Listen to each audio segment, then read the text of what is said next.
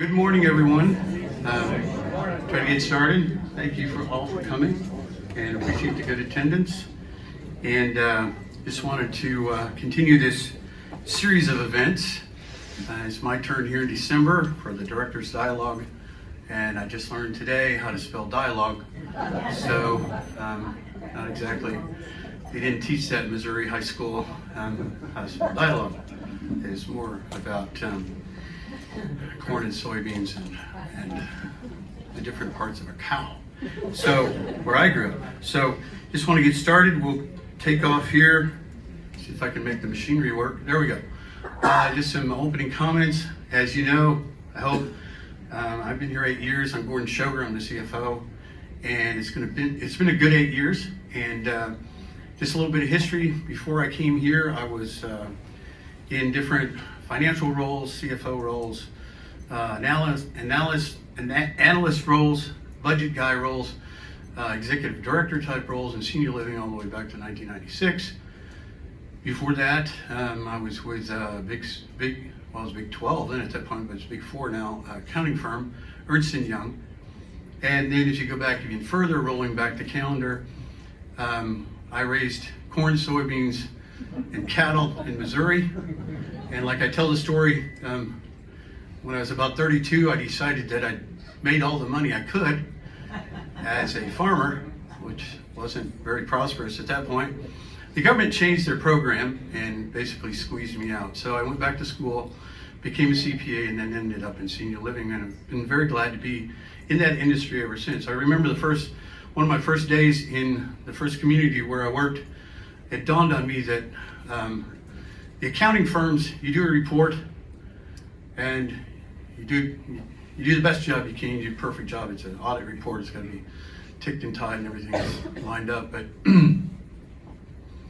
you go into the company and you say, well, here's your report. They say, well, thank you, Mr. Shoger. And they turn around and they put it on the shelf right next to the one that you did last year. Okay. So in senior living, though, every decision that we made, every day, it had something to do with people's care. And it meant a lot more for me to be involved with real people, real things, real problems, real illnesses, real aging problems as aging presents itself, than another report on another shelf at another firm. It just didn't have any meaning. There was nothing inside of me that drove me to want to do that. Quite dramatically the opposite in senior living.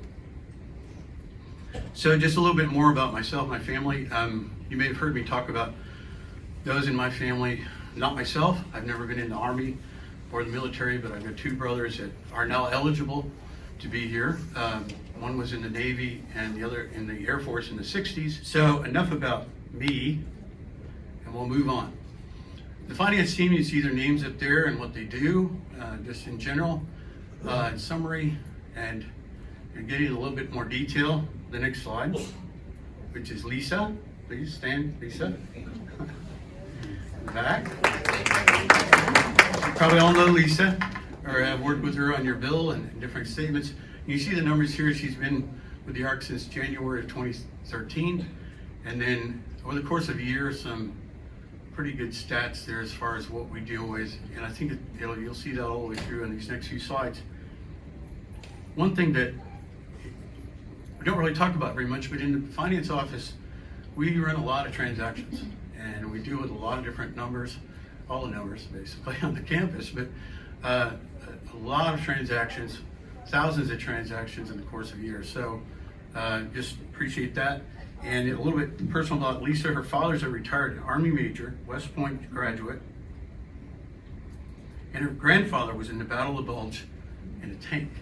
So that was probably very interesting. Then Alarni Graham, stand up here.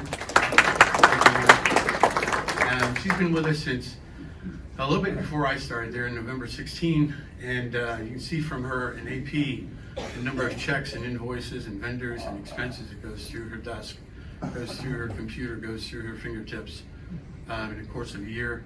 And an interesting thing about that is her son is actually in the Air Force right now in Nebraska, in Special Forces, Air Force right now. she just went up over Thanksgiving to visit him and his family up there. And the in-laws now got together in Nebraska. So then the next slide I have here is going to be Brenda. Y'all know Brenda probably. Brenda's been with us since May of 2019, and you can see the different charges, census, and then how she helps us with the residents. All the residents, we say that she has, and I at least say that she has what's called pixie dust, because residents will come in and they're upset, or else they probably wouldn't come to our office.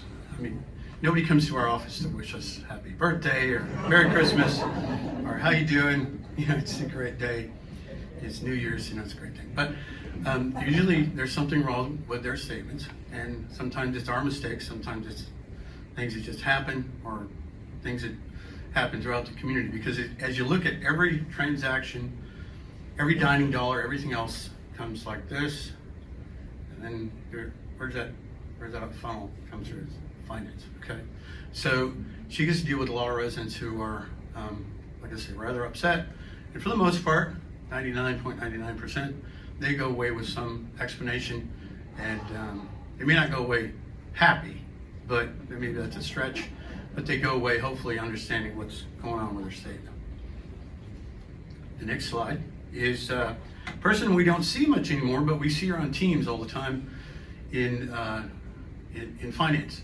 It's Diane Hawk. She was here till a couple years ago, and when she moved back to England to take care of her family over there, her parents, and she's been with us since May of 2012, and you can see she still is doing a yeoman's work on the paychecks, on the payroll, even remotely from England.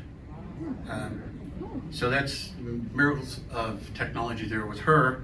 And just a couple notes that she got back to me here, and says, actually her grandfather was a coal miner in World War II, which was deemed essential. They didn't draft the coal miners because they needed coal miners to mine the coal to run the country. And so he didn't serve in the armed forces, but her family lived out in the country, and they took in a couple boys from London that were, one of them was an orphan, one was just displaced, and it was much safer for the young folks to be out of London. London was getting bombed, obviously, and they weren't bombing. Germany was not bombing Podunk Center out in England somewhere, so they were a lot safer to get through the war as young men. So just glad to have her still on payroll and her experience. And the next one is Corey. Corey, if you'll stand. Thank you. He's been with us since July. He comes with a background of an accounting degree, and then you can see where there's a lot of things that he's tracking as far as the bank reconciliations and then the capital project as well. We're thankful for him joining the team. And just a little bit about him. Both of his grandfathers served in the Army. And one grandfather, I know he's told a story about that he grew up in his grandfather's house and his grandmother's house, and he was a retired sergeant major. So he has a little bit of experience, maybe more than I do for sure, about what that means. So we're just grateful for that. And we move on. Some other things that we do in finance. We manage today's cash, and you'll see a report a little bit later on where that cash is. Right now it's 304 days cash. We'll talk about that a little bit later too, about 32 million, 33 million. And then the other things that we work with and do in finance are the budgets, of course, operational and capital, and then also insurance management, which sometimes is Sleepy Hollow, sometimes it's not.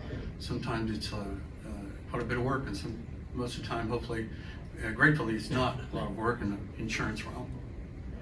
So then the next thing that we do in finance is the Emma report.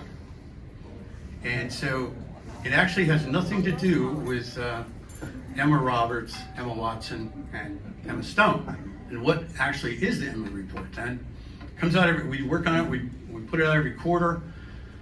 And Emma stands for Electronic Municipal Market Access. Okay, now, if you ask me that tomorrow, I won't remember it tomorrow. But there it is, and people ask what the Emma really is about. And you've probably seen it, hopefully you've seen it, so we put it out on the portal in the library. And we publish it every quarter as required by the bond covenants. And it has the day's cash on hand, it has the operating rate, it has a comparison to the whole set of financial statements to last year's financial statements, and quite a bit of some occupancy data and some other data that we're required to report and we're glad to report. And you can see how we compare year over year as far as expenses and revenue going up, going down from one year to the next. So that's the Emma report. So then, what else? Challenges and opportunities. And one thing that I'll just be honest, we struggle with, we don't do a good job, is our overall customer service and getting back to you when you ask us questions, when you have a problem with your statement. We can do a world better job, and we will.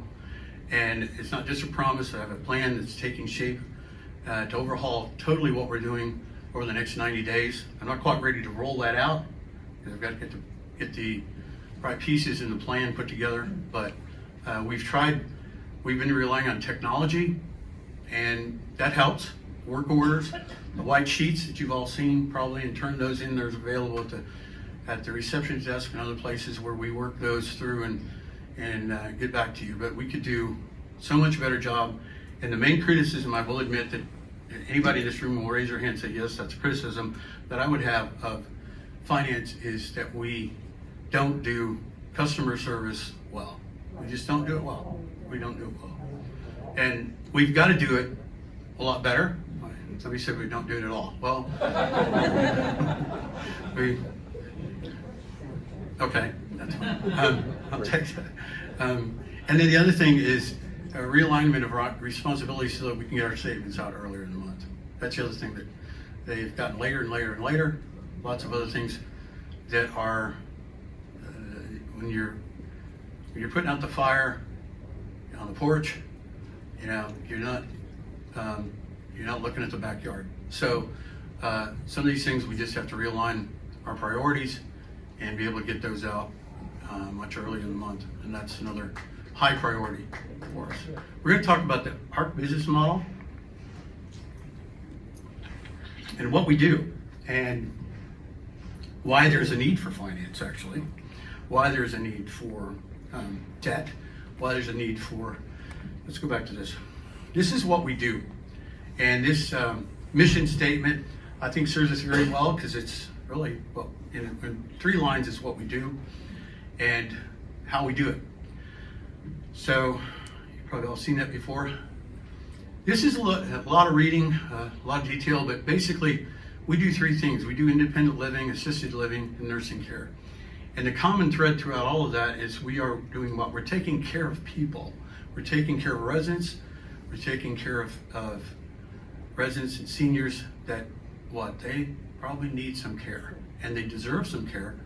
And so in this community, this is what we're about. We got independent living, and that's probably most everybody in here, and as independent as possible. And then you get into assisted living, where maybe you need some extra things, activities of daily living, ADLs, the business calls it that, but that's just your normal things that are happening every day. But as high functioning as possible, still getting out, going to the grocery store, going to the doctor, of course, and going other places. But maybe somebody needs to help you with, make sure you get all your meds that day. I actually have a regimen that I go through on myself to make sure I get all my meds every day. So then nursing and rehab, you need a little more help, a little more assistance, and hopefully go there and then come back to assisted living or independent living. And the other part about nursing is that it's Medicare, and so many of you have TRICARE as the backup for that, is very good. There's a very good payer sources, and yet some people, after they get through the rehab and everything else, and they still need more care. So nursing is a place for them to live and do as well as they possibly can. If you go back to the first slide, opportunities to live and age well. That's not an easy thing, because I often challenge folks to go through nursing home, go through a nursing situation, and tell me how do you tell the difference between the different residents? It's really hard, because if you're in nursing, you need help.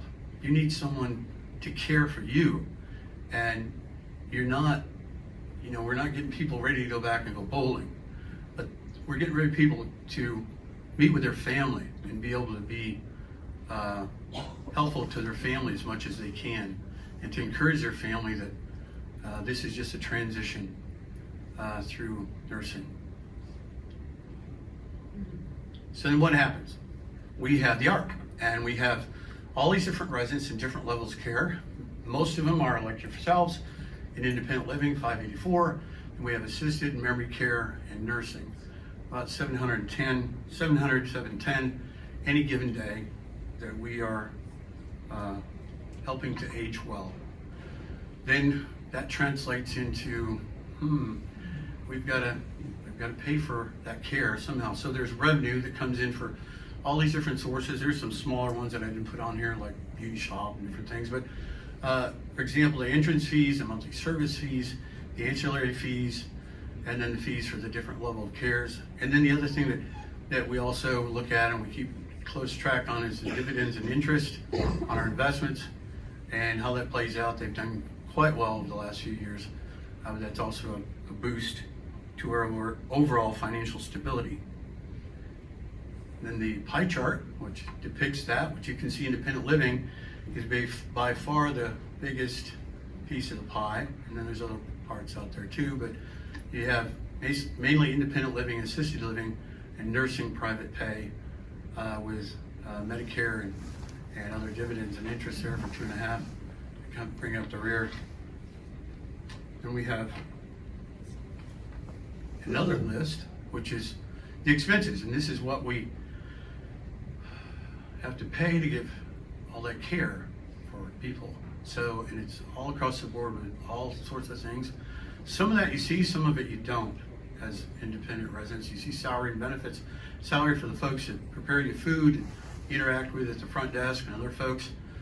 Then utilities, internet, the lights that are on in here, and the internet services that we have. We continue to upgrade.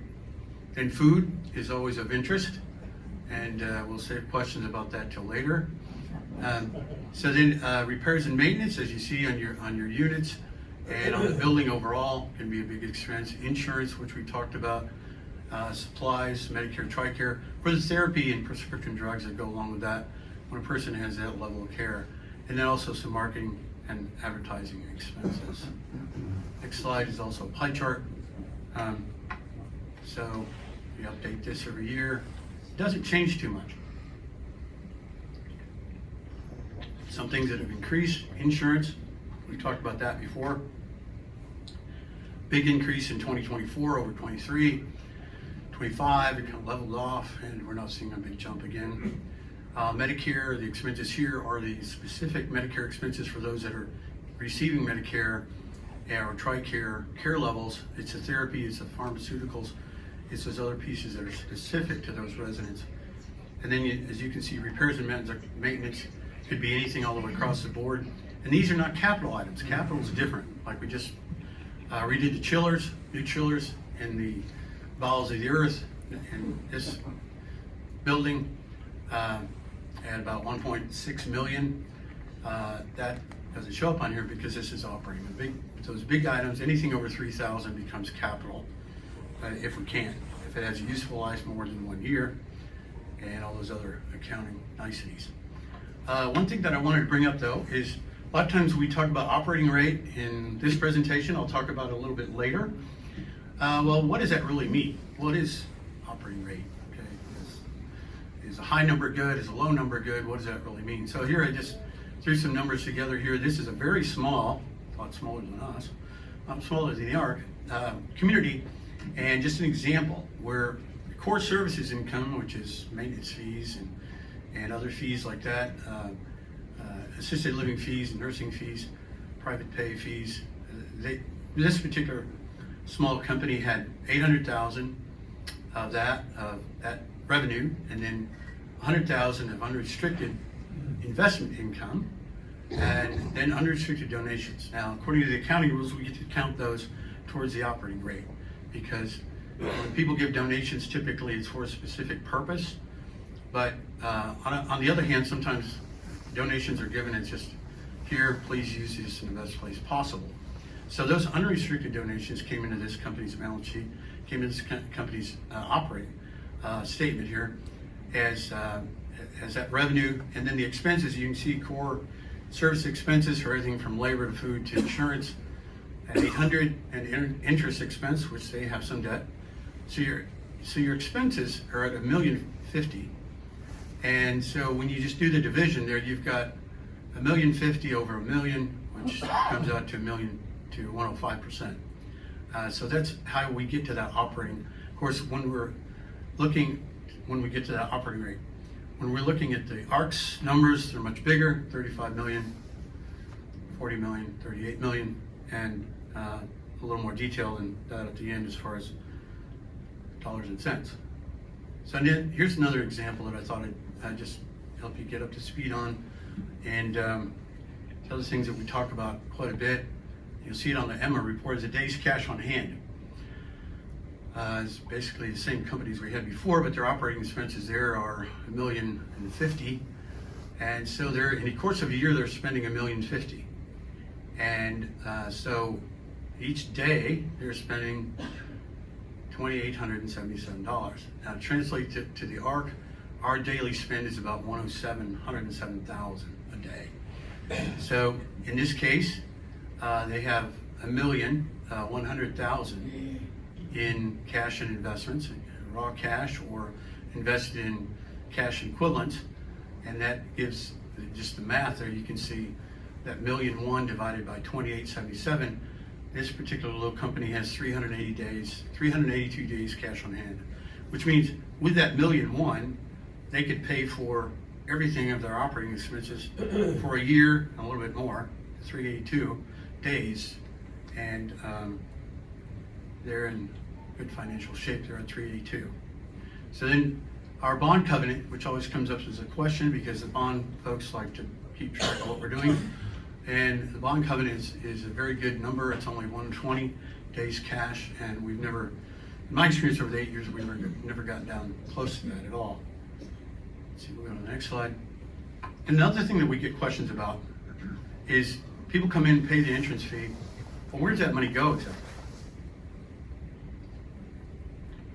Well, in general, in big picture, you want to look at that. If somebody comes in and pays $400,000, the way the accounting rules are, we count 10% of that towards operating income. It comes into those previous numbers that we looked at, can be 10% because that's non-refundable. We're going to keep that in just about every situation, and so it's non-refundable, and there can contribute to operating income at $40,000. Then, for example, what happens to the rest of the money? Well, how do we fund capital projects and bond interest and principal? That in this instance, it's $330,000 of that 400 goes, in theory, towards those, and that's where that money goes and is spent. And then if we're lucky, if we're fortunate, and God smiles upon the ark, then we build cash reserves, days cash on hand of 30,000 out of that 400. This is a report that we compile, every quarter, and it lines up with the EMMA report. The same numbers basically, except a little more detail. The operating revenue, if you can see it, we're over budget by 279 through the. This is the ARC. This is not a theoretical. This is actual for the ARC. So we're 279 over budget on revenue, and then right at budget for expense through the first quarter compared to budget at 106. Now, if you remember the budget from the last time we had this conversation like this, our budget for the whole year is 101.8. Well, what happens is the first quarters we're run a little higher than that, and the second quarters, especially the final quarter, we run better than that. Because as you play out the year and everything that happens, you've got a rate increase comes in September, and then you've got other things throughout the year to where your first quarter runs like this can be budgeted reasonably at 106. You've got wage increases. Some of our folks as employees get wage increases in July, others in January, And so that drives our first of the year expenses up, but we're under that, we're better than that, our operating rate is lower than that, which is good, at 103. We're still at a loss compared to revenue expense of 303,000. In a little more detail, like I say, maybe we can serve coffee here in a few minutes. We've got the independent living revenues over budget, and anything driven by census, we're over budget. And on the revenue, which is good. And then basically some things on the expense side where we're over budget, driven by certain departments, by labor, water, and electric, we're under budget. Medicare related expenses were over, as we talked about, because those Medicare census is high for the first quarter, then the expenses are high as well. Let's see another one of these. Oh yeah, right in detail here. These slides, I trust, with Emily's help, will be in the library and they'll be on the portal. So this might be something you could look at in more detail. But here's our capital budget through the whole year. The one column there in green is the total budget for the whole year and how much was spent through September, about 17-18% of the total. And you can see the different categories: unit turnover, nursing, crestway, street repairs, repairs and maintenance. All these different categories is the way we budget in those big buckets, rather than by specific individual projects, because projects come along throughout the year and are not very predictable. Some things we know about and we know that we're spending money on, like at the bottom there's the special project of the chillers, and that was originally budgeted at 1.8. I think we'll come in about 1.6. The work is almost complete. Then people always have questions too about our investment accounts. What's going on with our days cash on hand? Well, part of it, the long-term investment account for the last several years, has been, these are both with Frost, but the long-term investment account, the original one that's out there, it grows quite nicely. It's pretty well tied to the stock market and the bond market, and we see some pretty good gains over that over a time frame. The 2.5 million withdrawal in October was due to the need for cash for capital spending, because entrance fees were not as robust as we had budgeted, and so the cash was needed to pay, for example, for like the chillers. And then as we get into the other Frost account, which people also ask about that as well, some money that we received from Philadelphia as they decided to pay us and get out of court and not go to court with us any further. We ended up with 13 million, and that since then is board directed to be invested in low risk but very secure bonds ever since, with an estimated yield to maturity of 4.5, and we just see that growing every year at a nice steady pace. And one thing that I mentioned last June that is still out there, we expect it basically any time, but we don't know exactly when the IRS will actually get themselves in gear and pay out the final amounts of these. There's many thousands of these claims out there, and but it was put in time and before the deadline, and it's going to be about 3.9 million. The net was about 3.3. It's employee retention credit. It's kind of like the one last trailing thing that came out of COVID that the IRS, that the government did, and it's basically money. The IRS is the administrative body that distributes the money. It's based on our employees and their salaries for first quarter 21 and second quarter 21, and there's a fairly complicated, very complicated calculation for that. And the reason we contracted with Clifton Larson Allen is because they're a national firm. There's a lot of fly-by-night firms that were out there wanting to do this for you, and then they get a percentage. An accounting firm can't do a percentage, can't do a contingency, but just here's your fee. But one thing that we gained from having them involved is their national reputation, and also the fact that they signed the claim back to the IRS. So their name is on the line, their reputation is on the line, their expertise is on the line, and rather than just Gordon Shoger used to be a cattle farmer on the line. So this is what we're looking at fairly soon. We don't know exactly when to get that boost to our days cash, obviously. Then one thing that will surely come up, but I just want to kind of have that as let you know what we're doing. You may have probably seen the reports out there. There's a lot of us in this room, a good contingency of this group and board members and others are working on phase 2 of the campus development plan, the work that's planned to be done in the nursing center. And there'll be 2 town halls in December 12th, I guess that's a week from now, right? Do the math. And for 10 a.m. and 2 a.m., so 2 p.m. 2 a.m.? Is that what I said? Yeah, don't read the slide, don't listen to what I say. So we know that's coming up. So then, I think we've got maybe one more slide here. So I just appreciate y'all coming today, and there's gonna be time for questions. No. Hey, Gordon, thank you very much. That was very comprehensive. What area of your budget or your business model have you had to make the greatest changes in the last 5 years? It seems like we're operating at like a 5% deficit. Yes, no? Right, you're talking about on the expense side or? Yeah, on the expense side. I mean, you know, you have the different categories up there that you put for, what was it, slide 21, you know, salary, utilities, food, maintenance, things like that. And where have you had to make the most adjustments? The one that comes to mind immediately is insurance.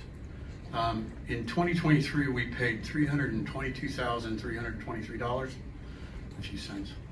Not that accurate, but we paid that for property insurance in 2023. And then because of the just global upheaval in the property insurance market, it went up by 350% or approximately to $1,126,000 and some change in 1 year. So that in the last 5 years, that's been the biggest shock that we've just basically had to absorb within everything else. So your categories of like salary, utilities, food have pretty well stayed as expected or planned with your budget. Yeah, those really don't fluctuate that much because we generally have about 710 residents, like we looked at there, somewhere, and on campus. And the other thing that I would say on the revenue side would be the much higher numbers that we're running in census for Medicare and TRICARE. There was a time a few years ago we were only running 3, 4, 5 per day. And traditionally here, when I started, we budgeted 8, okay? And we had 12 Medicare beds when I started, okay?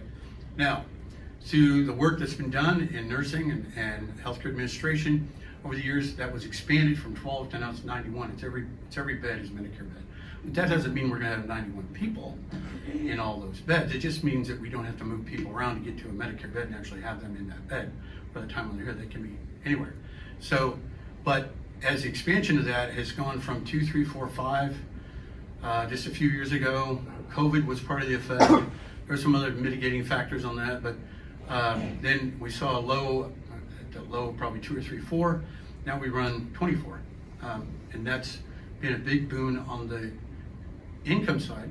But it's also drives the expenses too. You've got to have anytime you make a change like that, you've got to put resources, which means people, to that project. So we've been operating at a loss for the last 5 years? Every year? Well, there's 1 year that we were at 98. Okay, I thank don't you. have that up there, but there was 1 year where we did not, yeah. I would like to reinforce your early comments about changing your service model.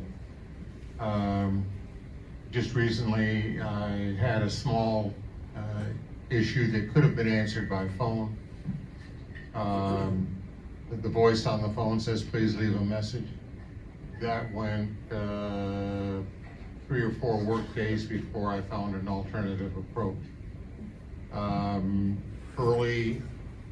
Earlier this year, in frustration, I decided to use an email. Those are available in our directory. And an eventual phone call, I could hear the keyboard working, and the comment was, "Oh, there they are, they went to junk mail." By analogy, sir, and that I realize this, my mind doesn't work right, but it is an analogy I would use. If you have a Rolls Royce and it's running beautifully, and once you get through the door at finance, it does go well. But the engine, transmission, electronics, such as they are, they're all running fine. But you also find that somebody has elected to paint it with Sherwin-Williams Emesis green and a paint roller. And the optics of the situation are overwhelming. And I think that your plan carried to fruition will be to the benefit of finance and actually benefit to the art. Thank you. You may recall that the last time we had a forum like this, I asked a question about items in the marketplace and outtakes, items that have been changed from dining dollars into house account. Can you give us some sort of accounting as to how much money that's saved? Because we've had to deal with not having things that we previously had. So there should be some remuneration that should have come into your coffers. Can you account for that?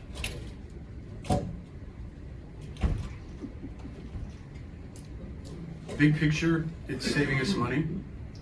I think the numbers there are just on ice cream is about 20,000 a year on ice cream.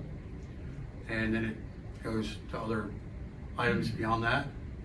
And just to back up the rationale behind that is that's an envelope of cost that if we keep expanding that envelope, it gets too thick to go through the opening in the post office box. So we have to keep that envelope of cost reasonable and down to normal, regular things. And it's always going to be painful when we do that. It was painful to y'all. And at certain times I've gotten to share in that pain a little bit. And I appreciate that. That's part of the dialogue, no matter how I spell it. It's part of the dialogue back and forth. And part of my job is to feel that pain, but to also regulate that pain so that I'm very passionate about this community. And unless we make small changes now, I've used the analogy before of the Titanic. And we're not the Titanic, okay? We're a little bigger than the Titanic, and we're a little tougher than the Titanic.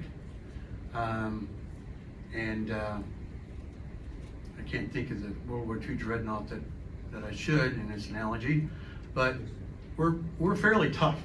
But unless we make small changes now, down the road, we have an expense category, we have an expense spending, we have expense line items that we've let get out of control, and it'd be more painful to reel that back in later than they are now.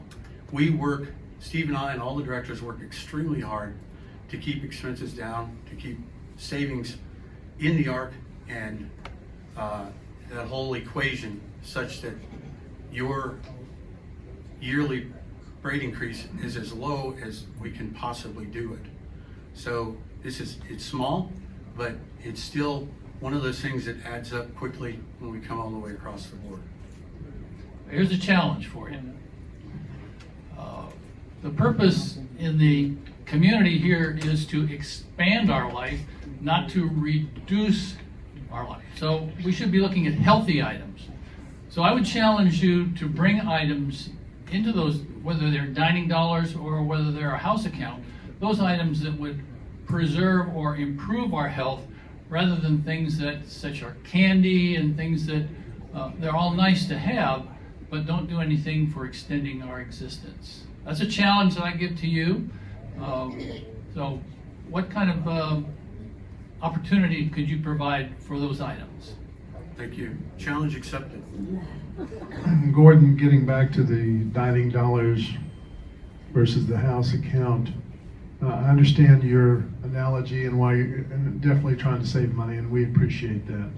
but if there's items that you feel like need to move from dining dollars to house account because of the cost, and if I understood correctly, that's what you were saying, then why don't we buy less expensive items of similar type? It doesn't have to maybe be a brand name. It could be something different, same quality, but just buy something that's cheaper to allow people to get it off dining dollars. I mean, get it on dining dollars. Because that, I hear that all the time, and that's, people are upset about that. I understand. That's a challenge as well. I appreciate that. Lawson Magruder. I've been on the board 5 years, so I just want to assure everybody here that the finance committee of the board that I've been on for 3 years and the board, we do not just rubber stamp numbers that he throws on a screen, and Gordon knows that. We have a healthy dialogue, there's pushback and the like, but I would tell you the big challenge that they face, first of all, is a huge backlog of maintenance and repair here. Things that maybe should have been taken care of through the years, and quite honestly, they weren't because the maintenance fee was kept at 3%. There was this backlog. Chillers, I mean, we just have so much in the bones of this big building that needed to be repaired. So I applaud how you all have handled that. The other deals with inflation, all right? We all know the impact of it on our own kids and our grandkids and our employees. So I would tell you that the board, the last, 3 or 4 years, we've increased the hourly pay, Gordon. It's just been like pennies, but the impact it has on retention of employees has been huge. And so, yeah, we've got work to do, but I just would assure you all that we look at every number. We have a healthy dialogue, and there's just challenges. And the big one of late has been insurance, and then things like chillers and insurance, that all of a sudden there are these wild cards that have been thrown at us. So we'll keep working at it. So Gordon, maybe you can share what we've done to bump the hourly for our employees over the last few years. Thank you. Yeah, I can share that. It's been about 3 years ago, we went to a little different paradigm as far as thinking about that. And it's that in the past, it's always been a small increase January 1st. And yet we could see all around the community and all around Texas, all around San Antonio, starting wages that left us in the dirt and behind, and starting wages that were out above what we were paying people that have been here 15, 20 years. So obviously our staff is challenged by that. Our ability to keep staff and to hire staff was challenged by all that. And you don't want your best people leaving for another dollar, yet if you're making $14 an hour, that's kind of a decision you have to make, whether you're going to pay for rent, whether you're going to pay for food, or whether you're going to pay for gas in your car. Pick 2 out of 3 today. So what we did is, and with board approval and board support, we went to a little higher raises, 4%, 4.5% for those folks at the very low end of the pay scale, or $12, $13, $14, and then and mitigated that a little bit for people between 14 and 16. And we've done that like 3 years in a row now, to where that group gets a little bit more. That's last time this year, it's still just 2.5%. But in years before, it was 4.5% for those folks at the lower end. Because you see it, and when it first showed up at McDonald's, the starting wage $14. Okay, I never go to McDonald's, but somebody told me about it. But as I was there, yes, as I drove by, I slowed down, and it said $14. And I knew how many people here work their off, okay? I won't get vulgar, but at that point, for less than $14, your housekeepers, your dining staff, and people washing the dishes, and so many people below $14. So we've moved judiciously over 3 years in a row now to move those folks a little higher, a little higher, a little higher. It's very hard to afford, but you have to do it, one, to keep your staff. You can't, if you've got a housekeeping staff of, you can't run on 80% of those people because they're all busy, all hustling. Elita's crew works and they have mucho fun. But they are working while they're having that mucho fun. And they're moving fast. There's none of them sitting down throwing moss under their shoes. So to alleviate that, we've had to move those folks up.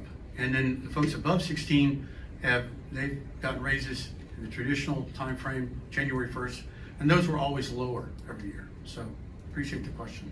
Speaking of chillers, I was wondering, you have a number for how much was spent on those temporary chillers that you had to use because they didn't order the other chillers earlier?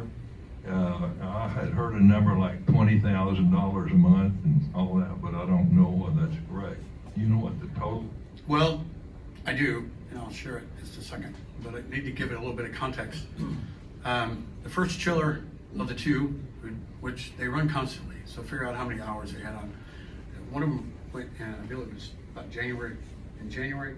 The next one was struggling, then end of the month, in January, okay? Well, you don't need a whole lot of air conditioning in January, but you need the water circulation. Even here in Texas, you have some days that are at 80 something, you've got to keep the building cool. So in that time frame in January, one was totally dead, the other one was struggling. We went to the board and asked for the money for the approval because the one was limping along, there was no future. So then in February, we got approval February 4th, I believe, with the board meeting, and for $1.8 million to spend on that. Nobody really liked to do that, but we had to do it because we have to keep this building going. Obviously, it's the core, it's the heart, it's the soul of this community, this building that we're in right now. You see what kind of accommodation we have now with all the refurb that's been done. But so in February, they were ordered, and at that point, it was at least 6 months before they would come in. And so we got by on the one limping along, of the two old ones. Been in there since 1987, running constantly, so all those years. So the one that was partial, correct me wrong, Steve, if I get this wrong, but it was partial capacity till about the first week in May when we brought in, because of the heat, it's Texas. So we brought in the temporary chillers, and they were about $35,000 a month. So it would be part of May, June, July, August, September, and into October with those as the temporaries. But I'm not sure, but I think we did the best we could to get the new ones on order, and it takes them that long to build them. They just don't have them in stock. They have to be custom built. And if you've ever seen them, they're as long as, between Steve and I, as big around as a four-wheel drive truck. There's two of them, and so they're both in there now. They're both working, and has it been 3 weeks, 4 weeks since the temporary chillers went away? So as soon as they had one installed, it would handle the cooling in the building here in October, early November. The temporary chillers were on a truck that you saw probably every day. Those were taken, and we're no longer charged for them. So the total of all the chillers is probably $200,000. All the chillers. Well, the chiller project was approved for $1.8 million. It was the original estimate through the board. I think we get to see the final bills on. We've got most of the bills in. I think we're going to come in about 1.6. And within that 1.6, we knew that we had part of the planning for that were these temporary chillers. The original bid was $50K a month, but you can't really have this building in June, May, July without air conditioning, or any of the apartments. I mean, you've got to have air conditioning in Texas. So I'm not sure what we would have done or could have done differently other than 10 years ago, decide that they're going to be replaced. And the optimum would be to order in July, replace them in January, and not have the temporary chillers. But that we weren't that fortunate. Yes, residents would like to know if the liquor license is running at a profit or a loss. The answer is yes. Trying to think of what the 990 is going to show for 2024 is about 18,000 profit on a year. Okay, so we're doing better than break even, but we're not paying off the bond debt either. So I don't mean to be silly, but that's where we designed it as far as the pricing and the different venues and how it's administered. And so that's kind of where we're at. It's about $1,500, $1,800 a month of clear profit on those. Total for both. We have 2 licenses. And does that factor in the labor cost and equipment? The labor, if we sorted out the labor and just had the labor by itself, it would be less than the 18,000, but we don't report it like that. So if you want to look at the labor included, it's going to be about 8,000 a year. Yeah. But the labor is in dining, and those folks are doing other things than just strictly bartending. So there's some labor. We don't report that over into the liquor entity, but it's still we're covering that. Because there is some extra labor with the liquor licenses, bartenders. I think it would be helpful if you could explain dining dollars and the fact that ice cream was removed from dining dollars, even though we return dining dollars exorbitantly every month. We don't spend all of them, and yet we can't buy ice cream. I don't understand that. Was it ice cream in total? No, it's dining dollars, the whole package. If we have X number of dining dollars that we can spend, but there are certain things that used to be dining dollars and suddenly aren't, we don't understand that. Okay, Uh, I'll do my best. Think of the word dining dollars. Okay, so the core concept with dining dollars is to be dining. Okay, so as we've expanded over the last few years, store on the other side of the campus, now a store here, now 2 stores, we've opened up ourselves to other things that can be used with dining dollars that are not a meal. Going to the bistro or other places on campus, several new places on campus that we didn't used to have, as far as, and those dining dollars can be used for dining. So as we expanded from that, it became apparent to me over the last year is that as we expand that and we open up other things that are not dining, we have kind of got that out of control as far as what our costs can be. Occam does a great job of what your meal cost is going to be. A Blue Bonnet, you order a piece of salmon, you got sides with that, other things, and how that's priced out and to use dining dollars for that meal. But then when we go to opening stores that, like I say, we didn't used to have, and we have these other things that are brought in that are also, some of them are dining dollars and some of them are not dining dollars. And the split there was just simply because we have to make a choice at some point where we expand dining dollars to cover everything imaginable. We can't run the little market like a CVS and have all these other things in it. And to cut back to those things that are, the theory of it is that you could actually get those things also in the Blue Bonnet or one of the other, but they're, for your convenience, they're constitute a meal. Ice cream is a cutting edge of things that we did that got a lot of bad feedback, okay? And I understand that. And I've tried to answer this question before, but at some point, something is going to be cutting edge. Something is going to be the edge where we've got to cut back on those things that are run through dining dollars, or those things that are paid because people want, and it's extra with than the normal real money coming through that.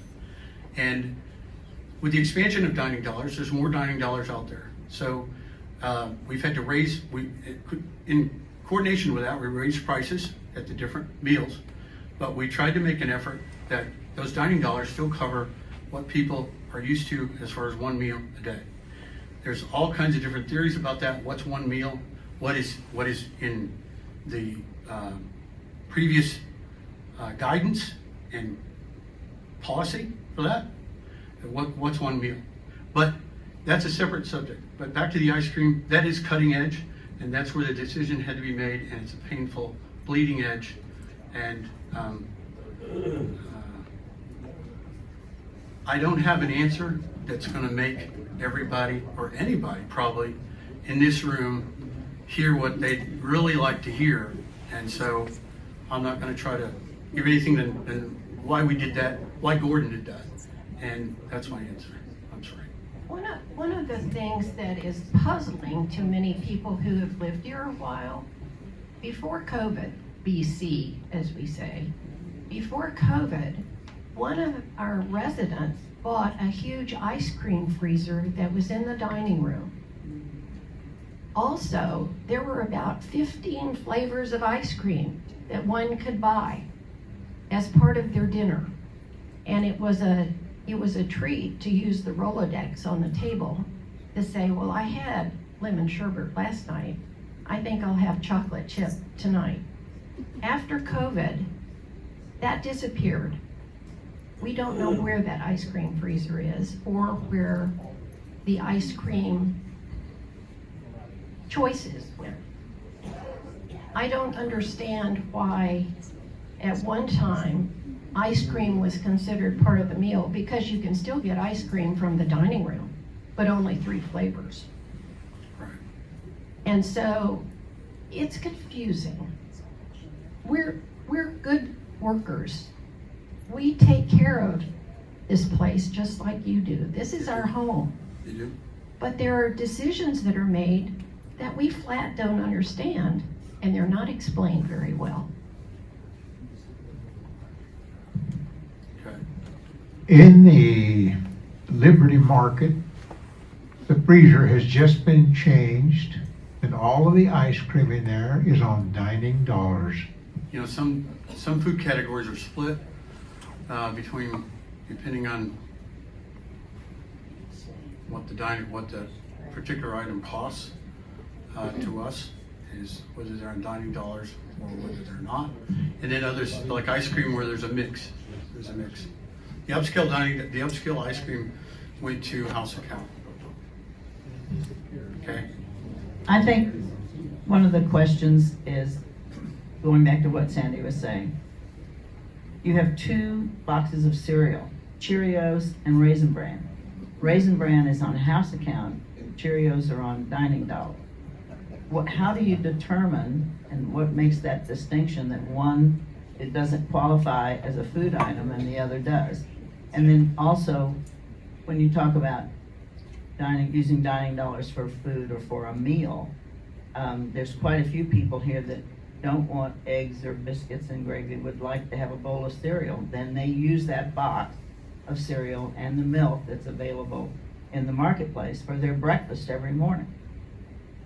So I guess the main thing is, how do you distinguish between Raisin Bran and Cheerios? Raisin Bran, I tell you what, regular Raisin Bran has been a challenge because we have a dilemma with the little store. We can't just go to, like the regulatory, we can't just go anywhere and buy and ship it in and resell it. It loses its sanctity as far as the consumer laws. If we do that, we have to go through channels where the companies that sell to little stores have that warranty that it's good, that's within the state, all that kind of good stuff. So the problem is with Raisin Bran, it's very hard to get a brand of Raisin Bran that is actually Raisin Bran. I don't think the Raisin Bran we have in there is actually Raisin Bran. It's some other kind of brand. I could be wrong. I probably am. But Raisin Bran is where we need to look at that again. I'll at least say that as a conciliatory gesture, because Raisin Bran is not a fancy breakfast. Okay? No, but it is in the Liberty Market. Well, Gordon, Questions? I enjoy the opportunity to have Liberty Market. I do miss my Haagen-Dazs ice cream. I miss my green tea. But the accountability for the pricing is way over my understanding. For example, retail, I can go to H-E-B, Walmart, buy 3 bananas, which is a pound, for 50 cents. I buy 3 bananas in the market, it's $2.25. The pricing, I think, is way out of line.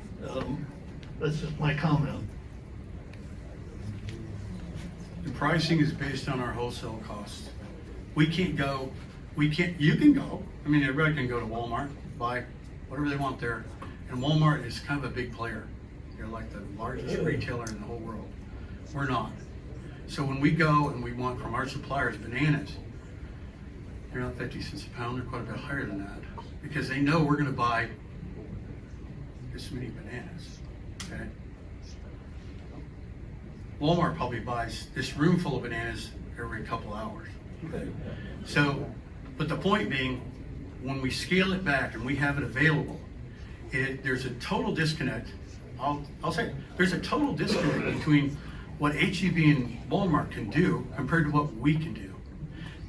The connect, though, is that there's only, is it 75 feet over here to this store, and those things that you can use your dining dollars for. You don't have to get your car, you don't have to get the bus, you don't have to do anything to go out to HEB or Walmart, which once in a while I go to Walmart, sometimes I go to HEB. It's a lot of hassle, okay? But it's a convenience store. So when we look at the pricing, we look at what we're already paying for it, which is quite a bit more than what you can get it for, I can get it for. At HEB, our wholesale pricing is way out above those places, what you would walk in and get at retail. So we have that price. Then the other thing with a small store that we don't really realize, and hope they're not in here, but we have to pay those people that are working in there, okay? And we have to pay the chefs that prepare all those meals that come in there, and then we have to pay all the other incidental expenses to keep that thing open. So we are breaking even at best on those types of items in a store. And yes, there's a markup over our wholesale, but whenever you look at a business like a small store, if they buy something for $10, they can't sell it for $11 because their incidental, their other costs are out above on that item, on every item. And that's what we're trying to do with that store, is to break even. If we break even, we're doing really well. This maybe have been answered already, but we did get a raise in our dining dollars, okay? And we are eating the same amount that we did before, and we're leaving about $300 to $400 afterwards. I would like to know where that money goes when you get it back, or whatever. We just don't know where that goes. Right. It expires like a coupon. We don't get that back. It doesn't go in the bank. It doesn't go anywhere. I'm sorry. It's an opportunity for you to spend that money in that month. And when that expires, that's all that happens. I mean, I wish it did come back. It'd be great. But it's not. It's not our money, fungible though. money. It's not a coupon. It is allowance for you to spend on campus and eat those meals, okay? When you don't use them all up, Occam doesn't have to order as many shrimp cocktails. Occam doesn't have to order as many pieces of salmon when you don't use that up. That's where, in a perfect world, you could say that it does come back to us in money that's not spent. But as far as keeping that on a ledger, we don't. I just had a quick question. It seemed, I know I hate to keep going back to the future, but we used to get receipts from the dining room or any place we went. If we put something on the house account, it was also on the receipt. It was dining dollars, and then you could keep track of the extra money you were spending. Now it's very difficult. We end up with multitude of receipts. Is that ever going to be corrected, that we get both dining dollars and the house account money on the same receipt? Yeah, that's a problem. Cindy, I'm gonna ask Cindy to address This is that. cutting edge information. We had worked with our Matrix Care software system, which has been not only the POS system across campus, but also the Life Care planned community software. So it basically takes care of you from A in the thank you here in the at the ARC. And so they had advertised to all of us that they were going to be sunsetting the POS system that we were on, and they were going to be using the second party POS system called Volante. And you've all heard this information because I've said it in town halls before. And the good thing about Volante is they have a portal where you can go out and look at your transactions. The balances would be on the bottom of your receipts, and they talked a good talk. So Matrix Care has reversed their decision, and they are no longer going to pursue moving to a third-party software, and they are revising their retail tracker software and moving forward, and they are adding all of those benefits that Volante advertised to the retail tracker. So the good news is that we will have the portal, we will have the receipts, we will have all those things, but we are not going to have them through the Volante software. We are in conversations with Retail Tracker, which is the Matrix Care software. I'm giving you more information than you ever wanted to know, but you did hand me the microphone. And you know I like to talk. So the short story is we're in negotiations. At the podium, please. Hello. Yeah, they cut me off. Thanks, Aaron. I didn't have a time limit. So the short story is we're in negotiations with them. They are going to give us credits for all of the money we've already spent on implementation of Volante. The good news is we've only moved a few small areas onto the POS. Y'all all know me, you know I'm careful and I don't ever jump full force in, so we've only moved a few people onto Volante. We are looking at a November 1st or 2nd switchback date to Retail Tracker. We're looking at a demo next week where we'll have I see all the staff are so excited. The date for all of the functionality should be mid-January, just like we were looking at with Volante. So short story is, I know we haven't had that functionality, Mrs. Taylor. We were planning to bring it all back with Volante when we went full force with them in January, but everybody's going, whoa, stop, this is not working for us. So Will we get thank you. Will we get both the dining dollars and the Yes. house account? Yes. Okay. And you will have a portal where you can go out and look at those as well. So anyone that's computer savvy and comfortable with doing that, you'll have a login. You can go log into the portal and you can see what your balance is today, what your transactions were yesterday, have full transparency of all of your transactions. So I am sorry this has taken so long, but I'm just not moving forward with something that's not going to benefit everybody on campus.